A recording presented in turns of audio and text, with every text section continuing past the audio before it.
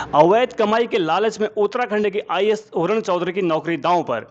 IAS की नौकरी देश की सबसे बड़ी और प्रतिष्ठित मानी जाती है। इसे हासिल करने के लिए कड़ी मेहनत और लगन की जरूरत होती है, मगर कुछ लोग अवैध कमाई के लालच में पद, प्रतिष्ठा, मान सम्मान की परवाह छोड़ देते हैं, जिसका खामियाजा उन्हें देर सवेर भुगतना ही पड़ता है।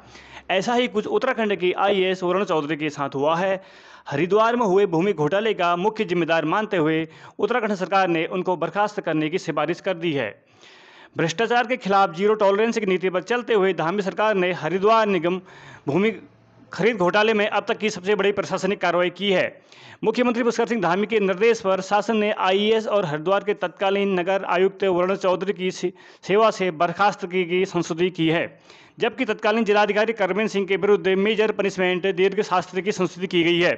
इसके तहत करमेन सिंह के विरुद्ध 2 वेतन वृद्धि पर 3 वर्ष के रोक की संस्तुति की गई है। प्रदेश के इतिहास में दूसरा मामला जब किसी आईएएस अधिकारी के खिलाफ बर्खास्तगी की संस्तुति की गई है। हरिद्वार नगर निगम भूमि घोटाला में मुख्यमंत्री पुष्कर सिंह धामी सरकार ने भ्रष्टाचार के खिलाफ राज्य के इतिहास की सबसे बड़ी प्रशासनिक कार्रवाई की है। इस मामले की विस्तृत जांच रिपोर्ट आने के बाद 2 वरिष्ठ आईएएस अधिकारियों और एक पीसीएस अधिकारी सहित कुल 10 लोगों पर आपराधिक मुकदमा दर्ज करने की मंजूरी दे दी गई है।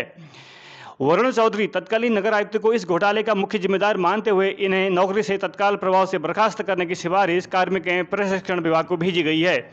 करमेन सिंह तत्कालीन जिलाधिकारी को पदीय दायित्वों में गंभीर लापरवाही बरतने का दोषी पाते हुए इनके खिलाफ दीर्घ शास्त्री मेजर पनिशमेंट लगाने का निर्णय लिया गया है।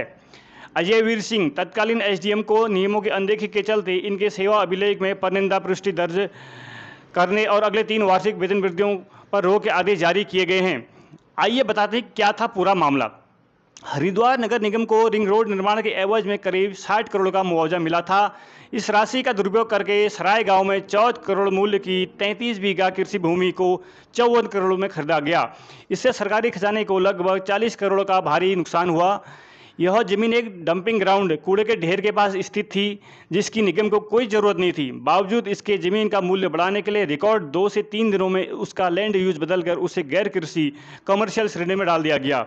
सिर्फ 6 दिन में पूरी कागजी कार्रवाई। सामान्य तौर पर हफ्तों चलने वाली आवेदन से लेकर दाखिल खारिज तक की प्रक्रिया को मात्र 6 दिनों में निपटाकर नवंबर 2024 में जमीन की रजिस्ट्री कर दी गई। इसमें कोई लैंड यूज कमेटी भी नहीं बनाई गई थी।